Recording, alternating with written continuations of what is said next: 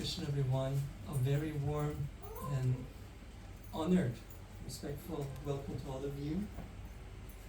Today is a very blessed day, and there's so many important things to share today, and I pray to the Lotus feet of Nityananda Prabhu to bless me, the original spiritual master, to speak something that will be for their pleasure and for the benefit of all of us. So let's together chant the Mangalacharya very shortly.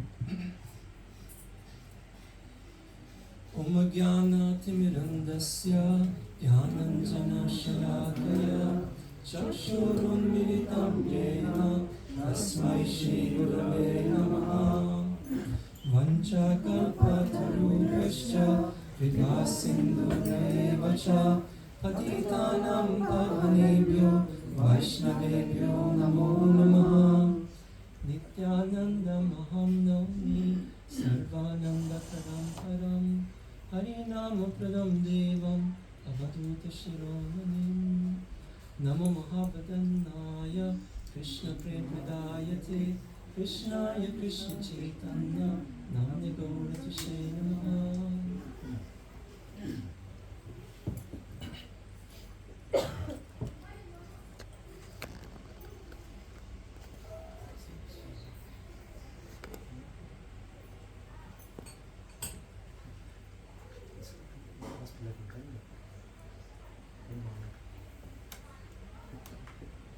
So the topic I had in mind, I called it the paradox of bhakti, because it's very interesting.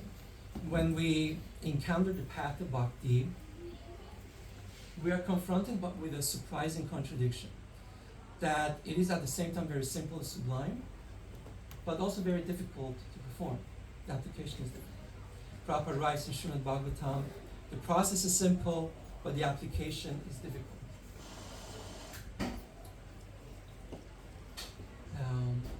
Let that sink for a moment. I remember actually when I was just a teenager, around 13, my mom gave me Srila Prabhupada's books. And I never got through the preface. I would fall asleep.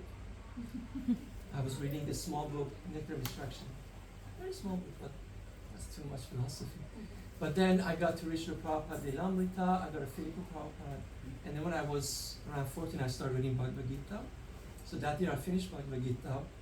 And I came to the part where Krishna tells Arjuna, now I've told you everything, now you can consider and make your own informed choice. And then I turned the page and I saw Arjuna surrendering to Krishna.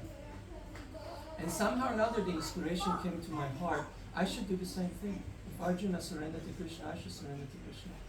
So this was like the first year of our involvement with Bhakti Yoga. My mom had prepared a very simple altar and reserved one of our rooms for Krishna.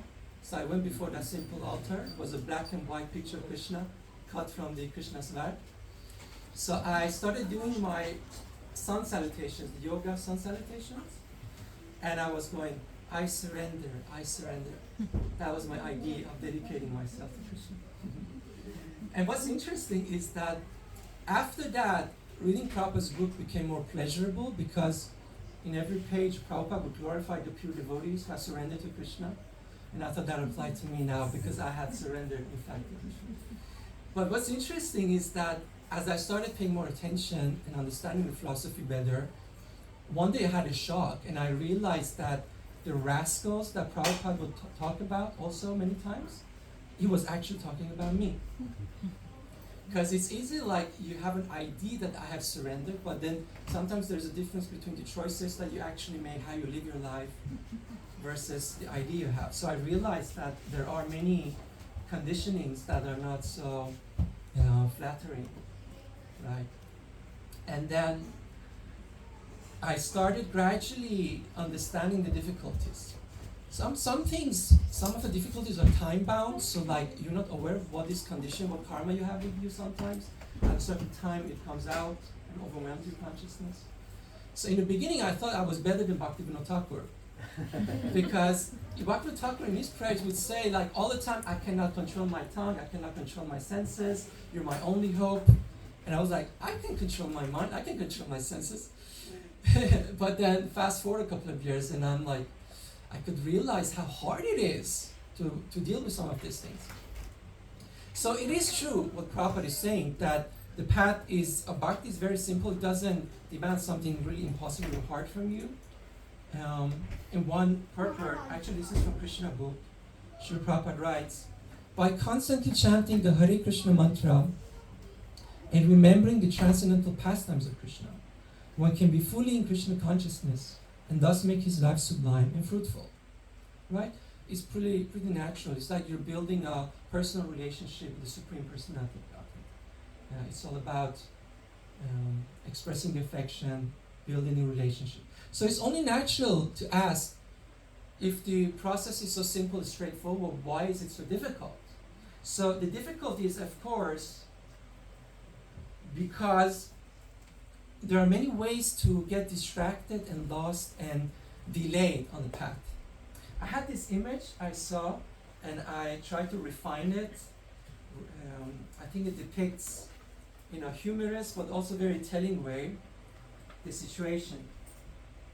This is like a labyrinth, and on one side is you. There's like a highway to Krishna, but then there are so many ways you could get lost if you take the wrong turn. Right? So when we find Krishna consciousness as a conditioned soul in this material world, it is the greatest boon imaginable. Because a person who doesn't have a true meaning in life, a way of getting out of karma and samsara, it is actually a complete nightmare. I remember once the actor Piano, what's his name? Yes. He said something that he wished that everybody would become successful, then they would realize that the fulfillment and the answer doesn't lie in success. So most of us who haven't reached a certain sense of satiation with material experience maybe think that there is something there. But I guess with age, many of us come to a place where we find ourselves like in different loops, controlled by different desires and different habits, and we cannot free ourselves from it, and it's like a miserable experience. So it's interesting, like in the Vedic pedagogy, like the way Krishna teaches, the Acharya teaches, it's like they come to a topic and they say a few words about it, and then they go on talking about other things, and they come back to the same topic and add some further details like that. But the way, like my mind, Western, works is like, I want to collect all the information under one heading. Like you have all the information. So there are so many scriptures, so many places the acharyas talk about the different impediments on the path of spiritual life. But I've collected all of those in one, and I realized there are 26 stumbling blocks, different pitfalls, different ways you can go off track. And it requires really mature and skillful cultivation to avoid them. So, because every wrong turn can mean like years or sometimes a decade lost in Krishna consciousness. I don't want to make it like a complete seminar here, but I want you to have a reference with you when you go back home. I've collected 26 stumbling blocks and also identified 6 root conditions that leads you to those mistakes in your spiritual life. Because if you don't know the battlefield, you're so much more susceptible to making mistakes. But if you know, you can make better choices, right? So these are like 21 pages. So I guess you guys have to share initially. Maybe you guys, and then before you go home, maybe you can take a picture with your phone. So let's divide this and see how many people can have each.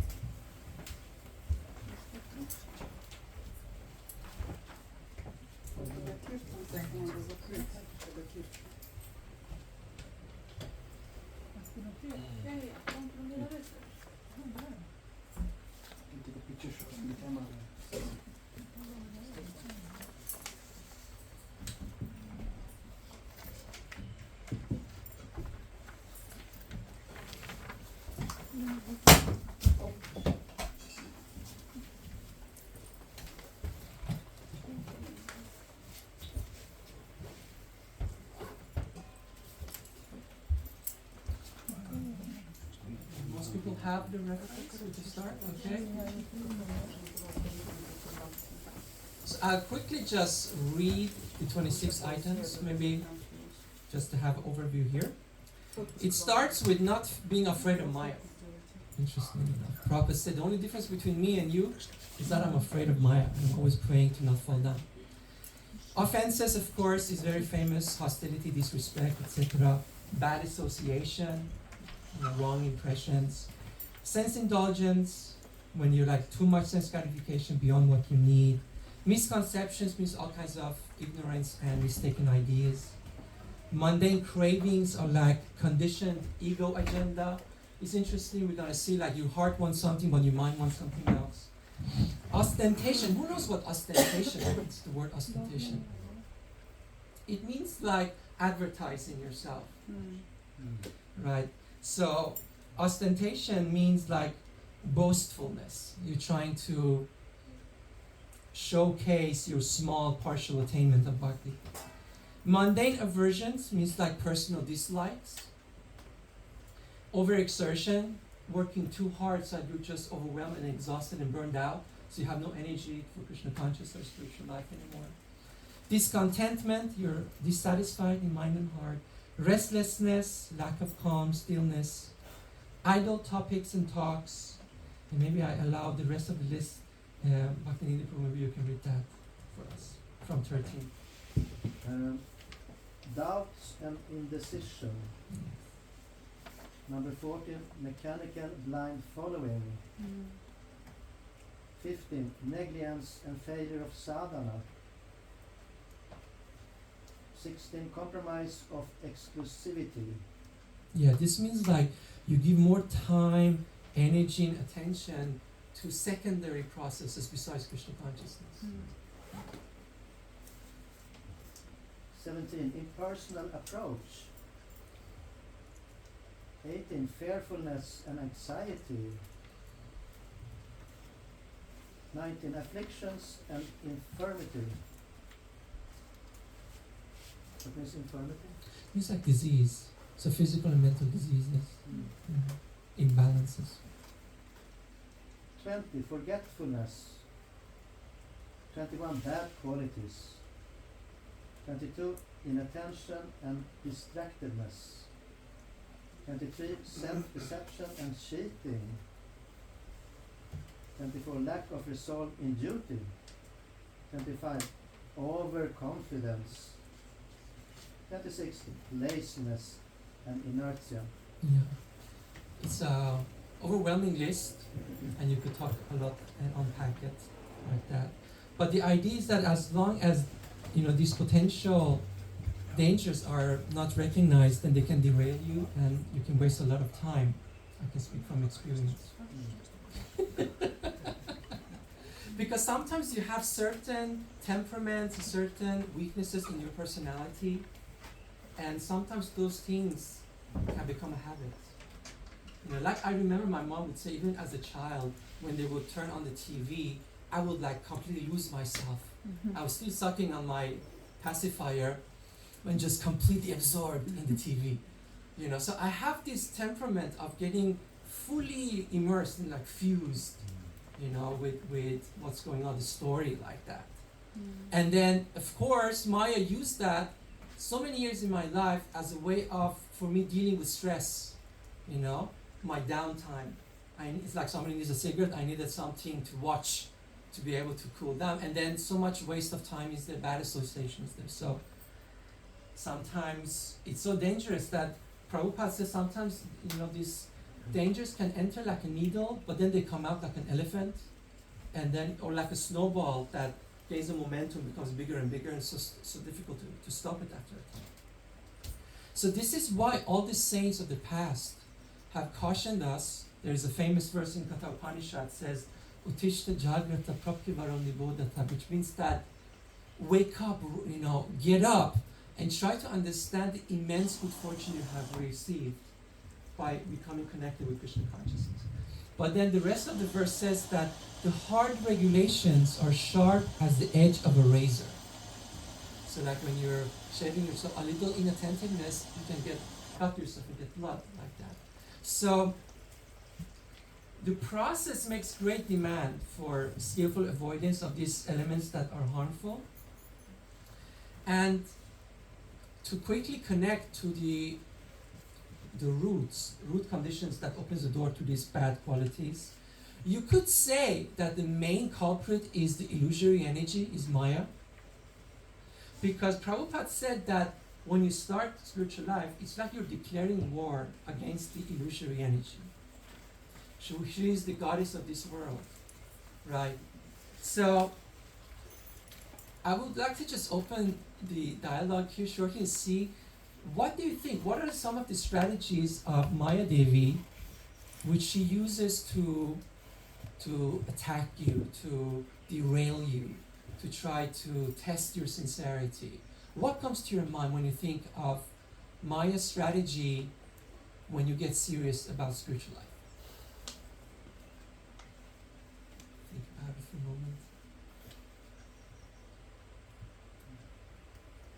You will get bad thoughts immediately when you chant or Yes. meditate. Other thing is you will get some short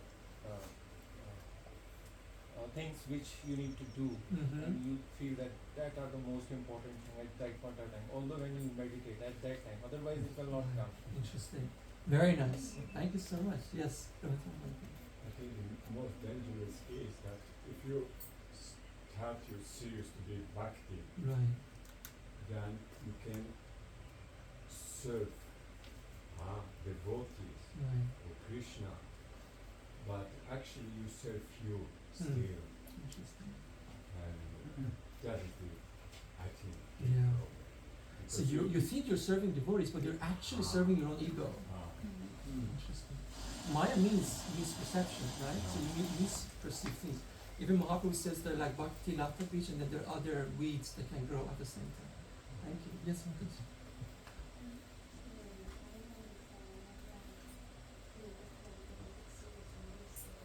Yeah.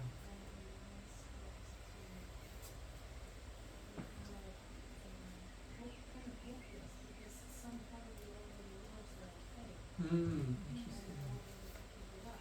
Right. Yeah. Thank you for sharing. Very familiar. Could you kindly please repeat? Yes. Mataji was sharing that whenever she finds herself like intending to become more serious with Krishna consciousness, there's a part of her that already feels hopeless, like a defeated already before you even started, because maybe judging from past experiences that I made resolves and still I couldn't maintain them, so what will be different this time? Probably something gonna go wrong. Yes. Anything else? Yes. It seems that she's also working on our conditionings. Most of us are more or less conditioned Yes, still, that's right. and she is working on that to get us to have that taste again for what is not good for Krishna That's consciousness. right. Very good. They say, like, sometimes in Christian tradition they talk about guardian angels, and then they also say that like every person is given their own guardian angel, but every person have also their specific devil, so to speak, like a demon on your shoulder. And the idea is that she knows, as Prabhu was saying, your specific temptations, your specific vulnerabilities. So one person's weakness is not the other person's weakness. So she will try to tempt you and allure you based on your own weaknesses, like that. So we've seen how she can put like lies in your head and scare you and make you discouraged. She can make you feel tempted and alert by things you want to renounce, but she brings it in front of you again. And then there's a third one, which is where she tries to undermine your well-being, your physical and your psychological well-being. So, but what's really interesting is that even though it appears that Maya Devi is like the real enemy, but actually the real enemy is us, is our own weaknesses, right? She uses my frailties to capture me. And that's where those 6 conditions come. So, Smriti Krishna Prabhu, if you could go through these 6 conditions, and I will add a few comments on each one. The internal frailties that open the door to Maya and to the 26 pitfalls. Number 1, divided heart. deep-rooted mundane attachments coexist within. Yes. So this is like anybody who started spiritual life and gets serious about it, start to realize this, that there's a part of me that only wants to love Krishna, wants to attain spiritual self-realization, but it's like there's another part of me that is invested in all kinds of substitutes and cannot deal with emptiness, boredom, or pain, and wants control, pleasure, whatever, and they are like internally in conflict. Yes. 2? Inner resistance, deep aversion towards surrender, servitude, and humility. Prabhupada once commented that we have so much bad experience about being servant to other people in this world. They're exploiting us, or even more, being a servant of our own senses and mind. So, and then we project that in the relationship with Krishna because it appears to be something similar, like a master and a servant. And also, every one of us carries specific illusions, like thinking that my self-interest is different from God's self-interest. And therefore, like, it feels like when it says, like, the purpose of our life is to make Krishna happy, to satisfy Krishna's senses, it feels like an offense. What? What about me? Why should I serve somebody else? Not understanding that I am a part of Krishna. Of course we understand that. Next one. Current impiety, bad qualities, sins, offenses, and a lack of sattva. Yes. The more there is this effect of sins and rajas and tamas, the more you come under the control of dualities.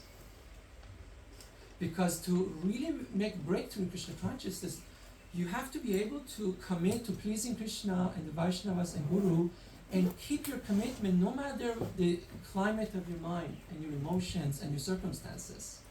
And as we know, Krishna says this material nature is characterized by always changing, never being constant.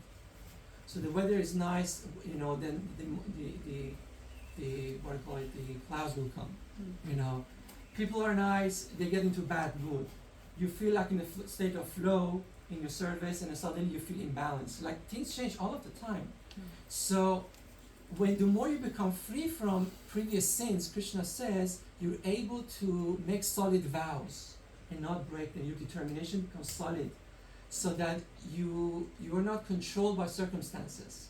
But the more there is this baggage of sin, offenses, and lack of sattva, then it's almost like Maya weighs you down even more heavily. So your determination is not so strong. Yes. 4? Lack of well-being, lack of physical and mental balance and health. Yes, that's what Bhaktinidhi Prabhu was saying in the beginning, that many of us carry different wounds that are unresolved because, every child who comes into this world has 2 fundamental needs. One is a desperate need for a relationship, to be able to attach to a healthy person. And the other is a desperate need for authenticity, to be able to be yourself and still be loved. But when you come to a world where there's so much stress and so much wound, even if the parents intend good, they cannot always respect these both needs. And the child feels that I have to change and become something else to be okay. So the more we have this trauma, then the more sensitive we are to pain and triggers, so it becomes very difficult in Krishna consciousness. Yes. 5? Lack of expertise, lack of mastery in the science and dynamics of transformation. Yeah. So you need to have training and education to know the art of spiritual life, otherwise you'll make mistakes. Yes. 6. Lack of association, lack of mature spiritual sangha and genuine spiritual community. Yeah. So the more these 6 roots, these vulnerable conditions are there, the more we become, we tend to become a victim of those 26 anarthas, And that this is a big topic, you have to reflect upon it and see the connection there. But what I wanted to make, my conclusion or intention with this first part, was to really just make the point that this is the spiritual battlefield, and what we are facing is like a condition accumulated with so many impediments. Lord Chaitanya calls this a dark well. He compares it to a dark well. You can just imagine falling into a dark well, and Srila Bhaktisiddhanta Saraswati comments, he says, Nirgama Pata Rahita. Means that when you're in this dark well, it is without a path of escape. Right? When you feel overwhelmed with different vulnerabilities and weaknesses that you have, it feels like you are without a way out. Many times it feels like that. Especially like Mataji was saying, that you're trying and it's easy like in the beginning, but if after you failed 100 times, you tried and you failed. There's a saying that the master has failed more times than the beginner has even tried. So sometimes we have this idea that we should be perfect from the beginning, but actually to struggle and have setbacks in spiritual life, that's the norm. Because that's how you learn, you get experience, you become mature. So let's take a moment and just see if there's any immediate reflection about this spiritual battlefield before we turn to Panihati festival and the hope that we can gain from Raghunath Goswami's life experience as a means of victory from this dark well. So just take a moment to see, if there is, what lesson you registered, if something is unclear, if you have any comment to make about the first part.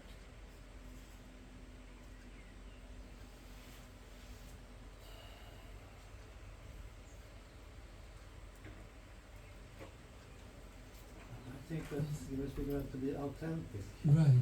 I think it's extremely important to develop that, to be authentic in one's human and spiritual life. Right.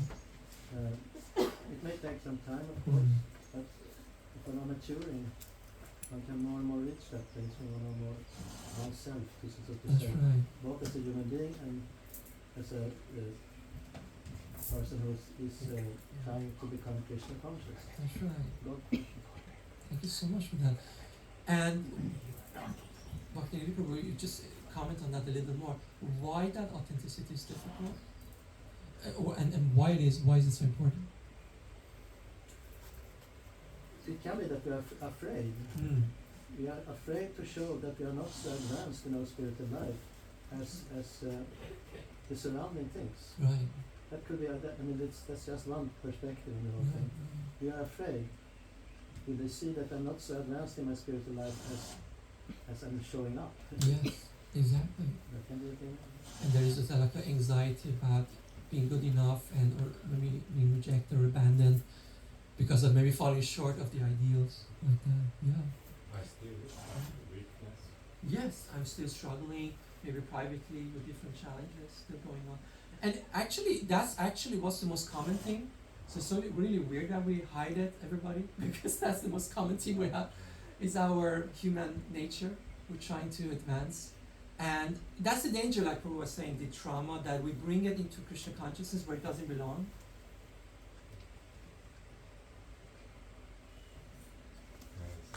Yes, Prabhu. I was thinking, even with all this weakness that I have, but I know that I'm on the good path in my Right. life. And the strengthness that I get Yeah. from the society around me. Yeah. It's very important to have this society. Mm. And that I'm, how to call it, I believe Oh. I'm on good. You're in a good path, yes. Very important. Jiva Goswami comments that even though Bharat Maharaj was such an advanced soul, he was the emperor of the world, and he left everything just to dedicate himself to realizing God. But he says that because of an offense from a previous birth, when he left his kingdom, instead of seeking out the company and sangha of devotees, he went alone. And so because he was alone, when he became too attached to this dough, out of compassion, there was nobody to confront him or hold him accountable, right? And therefore he lost 2 lifetimes. So you remember this picture I showed you? How a small mistake can cost you many years, and sometimes a lifetime. So we're talking about something really serious here. So definitely where there is devotees, well-wishing devotees who love all of us, what's beautiful about us, and with compassion also encouraging you what's weak within us, then it's so much easier to remain on track. Yes, very good. So let's make a transition here to Panihati Chida Dahi Utsav. And of course, the key person in this pastime is Srila Raghunath Das, right? So, and it's so beautiful to study the arch of his life and see, like, there are two very essential lessons that is relevant for us and helps us to get out of this dark well, finding hope even when Maya is telling us it's hopeless.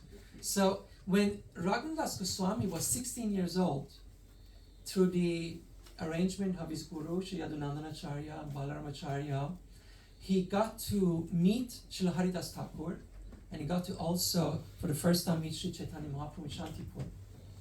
So this was just the time when Lord Chaitanya has taken sannyas. So he was 24 years old, and Raghunath at that time was 16 years old. So there's just an 8-year difference between them. It's interesting, not that much of a difference like that. So you can just imagine, of course we know that Raghunath Das Goswami was a very elevated soul already, but he had this association of Haridas Thakur and Lord Chaitanya. So that association really put a real fire in his spiritual heart. He had this deep longing. And from that time, he always trying to, repeatedly escape his home and join Lord Chaitanya in Jagannath Puri. Right? But the thing was that his father, Sri Govardhan, and his uncle, Hiranya, they were, like, even by today's estimation, billionaires in Saptagram.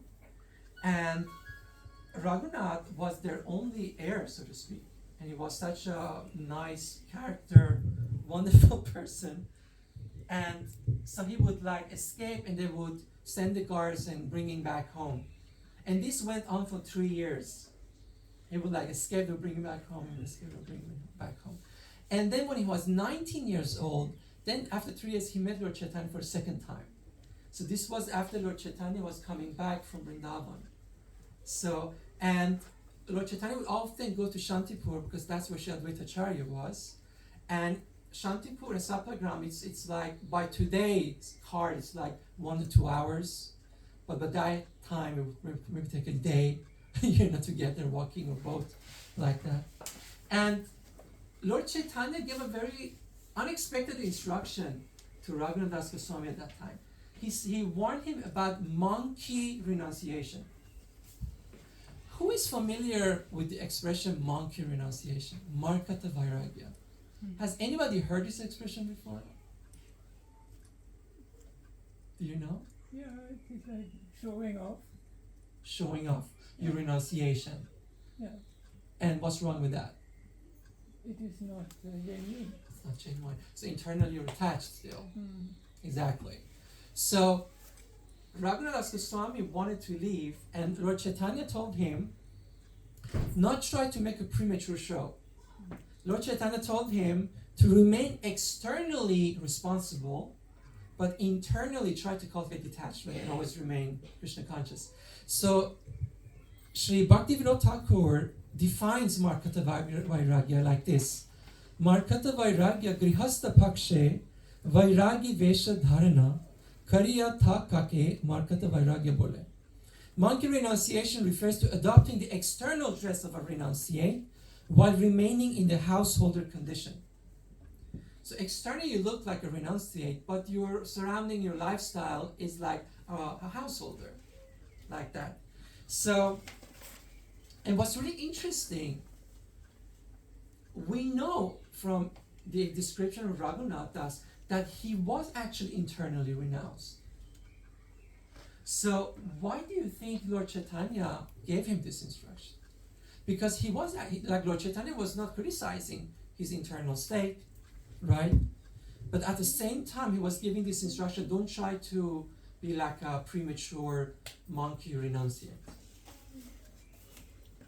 Like if Lord Chaitanya would tell me that, probably it would be much more relevant. But to tell Raghunath that, it doesn't sound correct. And this gradually starts to open one key lesson we need to understand to find the hope. So what comes to your mind when you consider this? Why did Lord Chaitanya tell this and not just immediately encourage Raghunath to come to Jagannath Puri? Can it be one has to go through a guru? Is it what Well, he had a spiritual Yeah, master. but like Nityananda Ram, Mm-hmm. who is the original ultimate guru. That's right. The principle is absolutely correct, and I've heard many senior devotees interpret the Panihati pastime that way, because we will see, like, after, I think it was when he was 22 years old, then he met Nityananda Prabhu in Panihati, and it's described how, out of shyness and humility, he sort of kept his distance, and one of the associates of Lord Nityananda informed Lord Nityananda that Raghunath is paying his obeisances from a far distance. So Lord Chaitanya is the embodiment and the deity who embodies the hasya rasa, or the emotion or the feeling of humor and comedy. So because he was at a distance, like almost like hiding, so Nityananda Prabhu said, "You're a thief because you're hiding yourself." And he said, "Come here, I will punish you." And of course the punishment wasn't something bad. He just told him that you should make a festival of yogurt and cooked rice.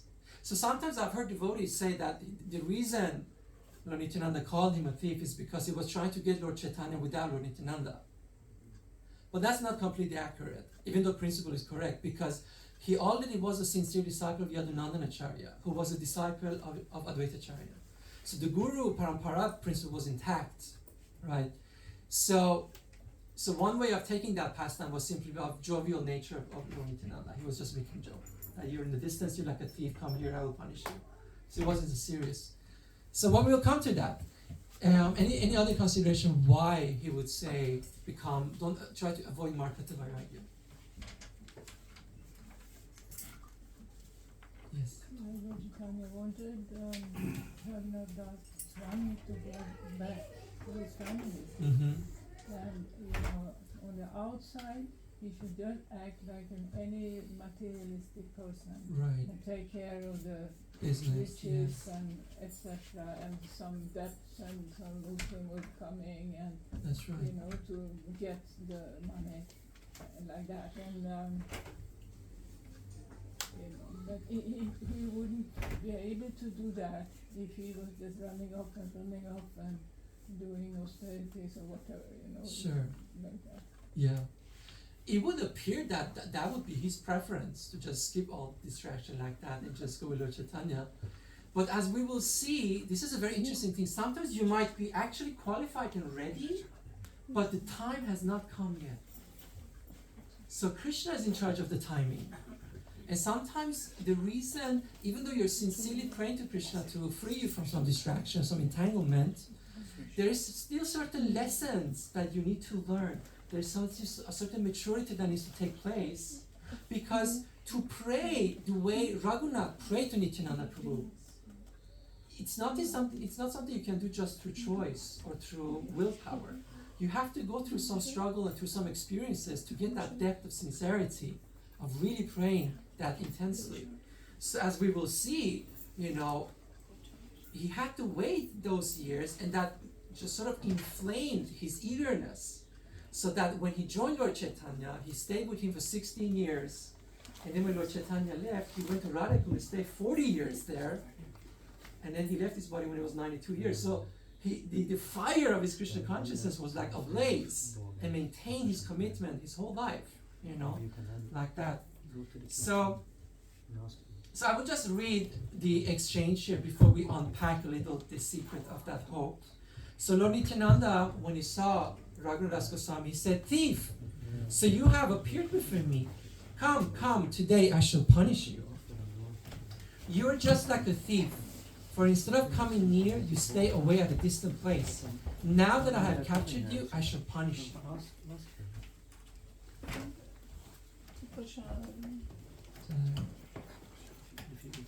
Lord Nityananda went on to say, "Make a festival and feed all my associates yogurt and chipped rice." And it's a big pastime. It described how Raghunath Goswami used so much gold to really sponsor, because so many people participated. And then Raghava Pandit invited Lord Nityananda and all the devotees to feast in his house. And it's described that through the love and potency of Lord Nityananda, Lord Chaitanya also manifested in that place and also joined the honoring a prasadam in the festivities. So in the next morning, Nityananda Prabhu, he bathed and he sat under this big tree on the side of the Ganga, along with his associates. And then Raghunath came and offered obeisances at his lotus feet. And it's very interesting when you look at the life of Raghunath Thakur. It's almost like he never addresses the Lord directly. Whatever he has to say, he presents to a senior devotee, and they sort of address it to the Lord. So in this case, he presented what he wanted to say to Raghava Pandit, and Raghava Pandit followed Nityananda. So this was what he was trying to communicate. I am a fallen, wretched, and lowly. My desire is to attain the feet of Lord Chaitanya. But like a dwarf who wishes to grasp the moon, however much I try, nothing is accomplished. As many times as I flee from home, my father and mother bind and keep me here. Without your mercy, no one attains Lord Chaitanya. If you bestow mercy, one surely attains him.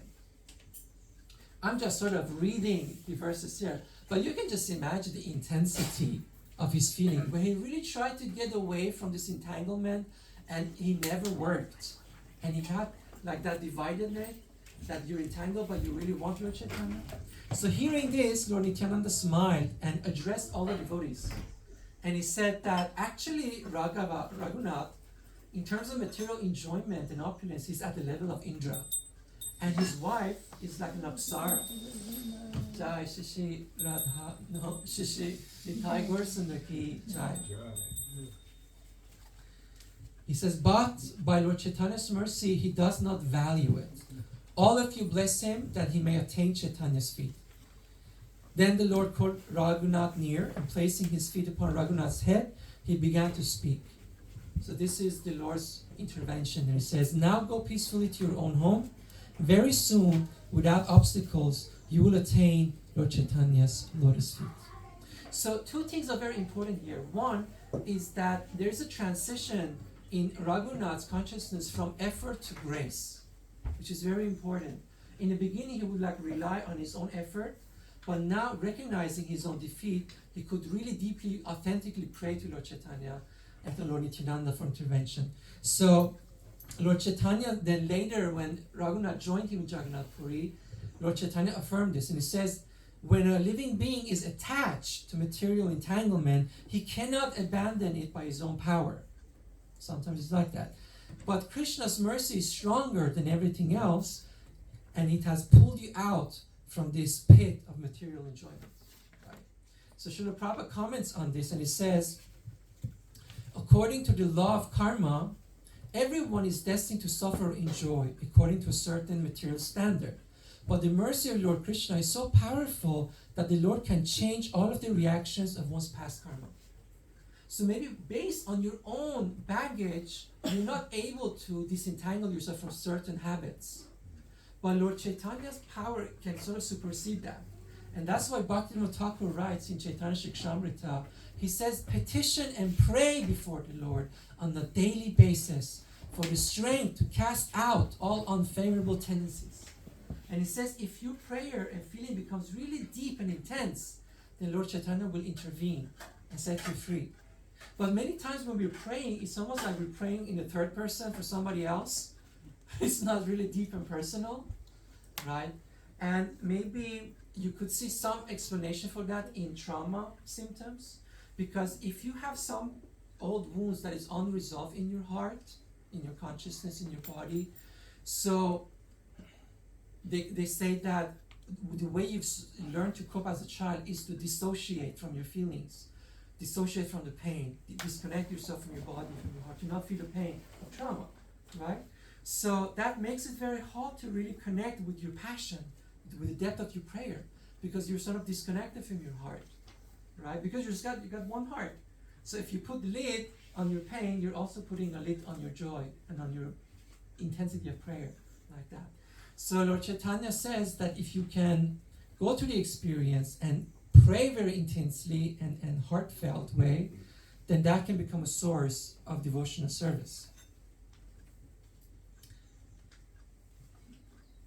And it's so interesting because I've seen other devotees, and I sometimes also caught myself in the act, that the Maha Mantra itself is a prayer, and there's so many songs that we sing there like prayers. But you can sort of go through the motion and still not make it a personal prayer. Have you experienced that? It's almost like you're just parroting it, right? And Prabhupada actually addresses this. He says, and this comes back to my insight as a 14-year-old boy when I realized that I'm the rascal Prabhupada is talking about. So please apply the same rule to what Prabhupada is saying here about impersonalists, because none of us usually identify ourselves as impersonalists, but actually every one of us has a little impersonalist in our consciousness. So Prabhupada says, impersonalists cannot be purified, for they do not offer personal prayers to the Supreme Personality of Godhead. Even though they sometimes offer prayers, their prayers are not directed toward the Supreme Person, right? A devotee, however, always offers personal prayers. If one continues to offer such personal prayers to the Supreme Personality of Godhead, he is eligible to become a pure devotee and return home back to Godhead. Interesting, right? So you saw the pitfalls, you saw that terrible list, and you can really feel hopeless. And it's like, I once read somebody said that I used to have hope about becoming a Vaishnava, but when I read Lord Chaitanya Shikshashtakam and I came to the third verse, that you should become more humble than a blade of grass, then I completely gave up all hope of becoming Krishna conscious. Because that level of humility and tolerance is impossible. That it feels sometimes like that. So that's the good news is that we all have that saving, how to say, what's the word for it? Like when you're drowning in the ocean and they sort of throw to you a rescuing saving line. Is that expression? Something like that. So no matter where you are and what you're dealing with, you're always welcome to sincerely direct and address yourself to your Lord. We should not believe in the lies of Maya. One of the strategies she uses, that you it's not like you made this mistake once, you made this mistake so many times. So probably Krishna is so disappointed with you, probably doesn't like you even anymore. So you should be ashamed of yourself. You should better hold yourself back. But that's Maya lying. Because anything that distances you from, alienates you from Krishna and devotional service is Maya. And Krishna's approach is, he's not, there's a difference between, how to phrase this, your dharma, your responsibility is not just judged by ideals. It's also judged by your actual qualification, your adhikar. So Krishna is not against natural organic growth. And he's not like a real unfair person who expects something beyond your capacity. So we should start to explore that reality that most of the negative and fearfulness and anxiety we have about Krishna and devotional service is simply projections of our own mind, our own experience, maybe with our own teachers and material father and mother, maybe we're more of a conditioned love. But Krishna is always welcoming us with compassion. So you can always sincerely, Prabhupada had a godbrother, his name was Srila Bhakti Rakshak Srila Maharaj, and he used to say that sincerity is invincible. As long as you're really sincere, and it's true that you also have different attachments, as we said, divided heart, but at least that core of your being where you really know that I might have still some bad tendencies, but I have no faith in Maya. I know you will never fully satisfy me. So with the intensity and the earnestness that you have, you can always ask Krishna to please help me because my progress is very slow and I'm very weak. Please show the next way and give me the ability to take that step. So, and the deeper your prayer becomes, then Krishna really intervenes and helps you. And finally, finishing here, that coming back to Lord Chaitanya's consciousness and intention when he said, don't become like a monkey, renunciate. So we need to understand that there is this transition from my ability to mercy, but there is also, we have to trust divine timing. That you are sometimes sincere about your prayer, but there are certain things that you need to go through to become more mature. When I was 14 years old, we went with a group of devotees in Malmö and Lund to join Indra Swami's Woodstock Festival in Poland. And so I remember when we came, and they usually like rent out the whole school, and the devotees have different rooms and staying there. So I was just a new devotee, 14 years old, and I remember I had this conscious thought that I will prove to all these people what an advanced devotee I am. I had that consciousness. It's like Prabhu was saying, sometimes unconsciously you might be serving your ego while serving devotees, but at this point I was consciously thinking, I am a great devotee. And I would show all these people, and then you postpone and you get life experiences and you find yourself confronted with the same temptation for the 1,000th time, Prabhu was saying we don't really talk about that side of the Krishna conscious story, but the reality is we all have a battle we're fighting, and the battle is different. One person's battle is with food, another person's battle is with entertainment, whatever it might be. And Prabhupada, the danger is if you start to conceal and you become bitter and you start blaming Krishna and Guru about your challenges. But as long as you can remain compassionate with yourself and honest and really continue to respect the values and ideas of Krishna consciousness and not give up, and you will make progress. You will learn, you will become more and more masterful and expert about what to do, what not to do, right? So then in proper timing, everything will take place, and that internal renunciation that Lord Chaitanya was saying matures, and then at the right time, Krishna will really break through. A very good story about this, maybe we can finish with that, is a guy once had a vision of the Lord, where the Lord told him that outside your house, there is this very large rock, and I want you to push against it with all your might. So from the very next morning, he started pushing against that rock from morning till nightfall. But this huge rock wouldn't even budge, no matter how hard he would work. So after a few days, it became weak, and then he started becoming hopeless, and started maybe even doubting Krishna's, God's instruction to him. But he thought, before I decide anything, I should bring it up in prayer. So that night he prayed to the Lord, you told me, but I've been working so hard, but it's completely hopeless. This rock is so huge and immovable. And then the Lord answers him and says that actually you've done what I told you. I never told you to move the rock. I told you to push against the rock. And in the process, you have become strong. Right? And because you showed your loyalty and your faith, now I will move the rock. So many times your own challenging Krishna consciousness that might go on for some years, it's not like Krishna is indifferent to you. It's your unique battlefield. And if you can, with humility, with faith and hope and compassion, continue, you will become a beautiful person. Because like somebody who has never felt his own pain and vulnerability and forgiven himself and found compassion cannot give that to somebody else, right? So the only way we can mature and become like a good, members of Vaishnava community is by really doing our own inner work, right? And that's what I think what Krishna really wants many times. Otherwise, it's so easy for him to remove your anartha. Some anarthas have to remain for you to become more mature and more skillful like that. So therefore, let's finish with Prabhupada's very optimistic words here from Narada Bhakti Sutra. Prabhupada says, a favorable item in devotional service is confidence. When you become disappointed in your service to the Supreme Lord, that disappointment must be rejected and replaced with confidence in attaining the goal.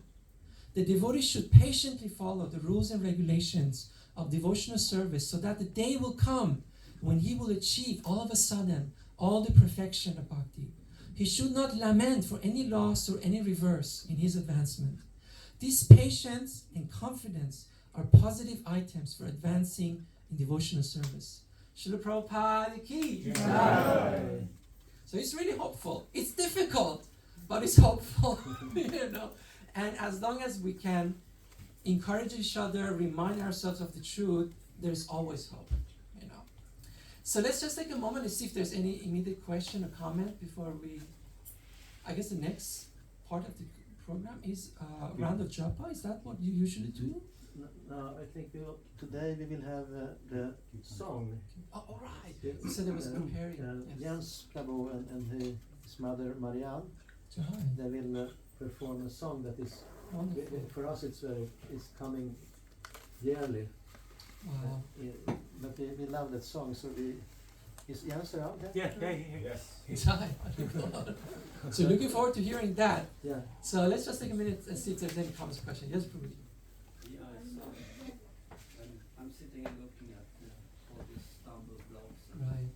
and the main ones and the 26 ones. Yes. Of course, you feel like you have a problem with everything. Yes. Horrible. And also, I think that it's like Maya's main thing is that to say that the goal is so high, Mm. you are so low. That's right. So how is it possible? How can I go? Right. I don't think I can go through way. Maybe I can go through that. That's right. So how we do deal, how we deal with that Yeah. I kind of think mentality. that's right. And I think many of us can relate to that. It feels like it's impossible. It's so long and where I am, how much. Even like there's a verse by Rupa Goswami, I think, or Sanatana Goswami, where he says like, I have no good background, education, birth. I don't even have capacity for devotion services. And still Ashabandha, bound by hope. So, at least for myself, one thing that really helped me is like Mr. Prabhu said that the first thing we learn is that you're not the body, and that's a very good news. But then the fact that you are not your mind is even a better news. So I learned that actually, in order to empower your spiritual progress and your commitment, you have to also disidentify yourself from your so-called faults and recognize that it's not like you are working really hard to become something that is worthy and valuable and lovable. You are actually from day one already that precious, beautiful person. It's only all the conditionings is in your body and mind, and that's not who you are, right? And Krishna knows that, and we need to discover that. And so, when we're doing devotional service, it's not like we're trying to flatter Krishna to be acceptable like that. I know I've struggled, and maybe still there's something there. Like often when I do pujas, I feel like under the gun. I see all of the shortcomings and mistakes, and that makes the whole experience very bitter and disagreeable. But when I started to shift my consciousness that this is simply an opportunity to receive Krishna's affection, to build a relationship, that Krishna actually appreciates whatever small thing I can do.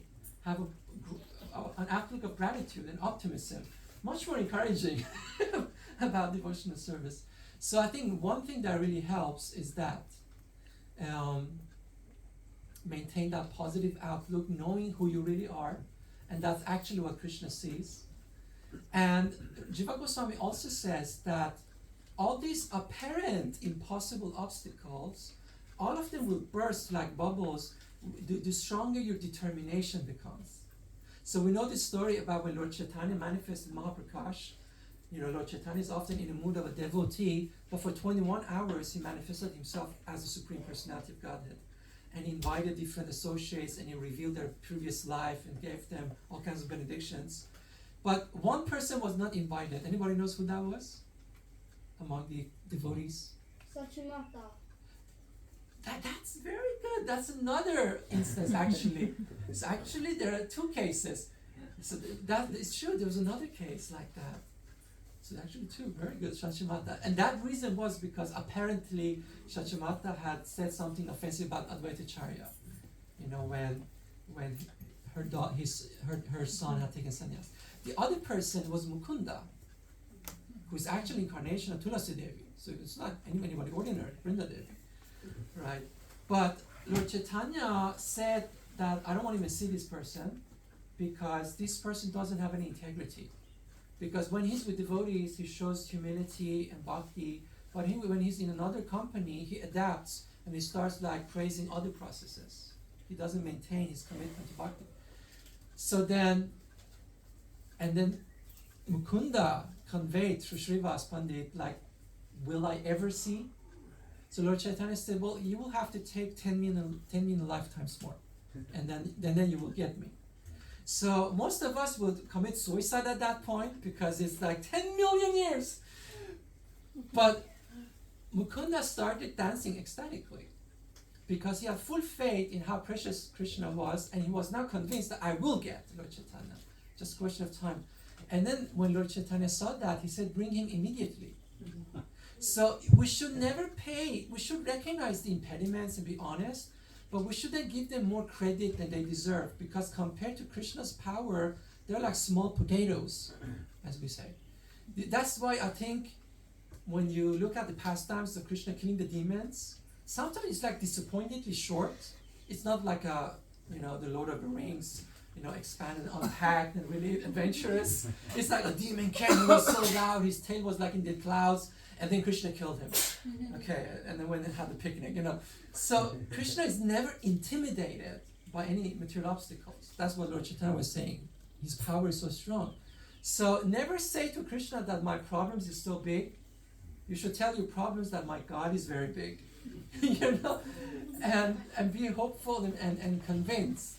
And even if you fail 100 times, if you're sincere, then you're invincible. You will win. Don't think it will necessarily take like 100 lifetimes, because Krishna can he's a master of time and space, So sometimes you will have a certain experiences like Raghunath Das, after 6 years had, Nityananda Prabhu came, it was the right time, very close to his home, he went there, and he was ready, he prayed so sincerely, and Nityananda Prabhu blessed him. And then very quickly, just things happened. He was able to escape and nobody caught him. And he joined Lord Chaitanya. So that's our hope. Shishi Gaurnitai Ki Jai. So we can stop here? I was one more thing. One more thing? One more thing. And that is that we should never forget that Lord Nityananda is endlessly kind. And Srila Prabhupada, he is manifestation.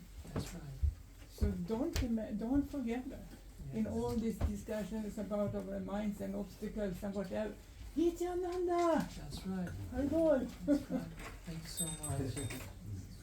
I think there was a case like Prabhupada had a conversation with a former devotee who was struggling with something, and Prabhupada said, you have to stop that, otherwise I will reject you.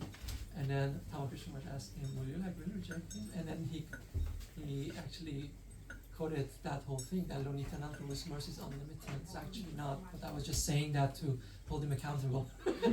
I will never reject you. All glories to Srila Prabhupada.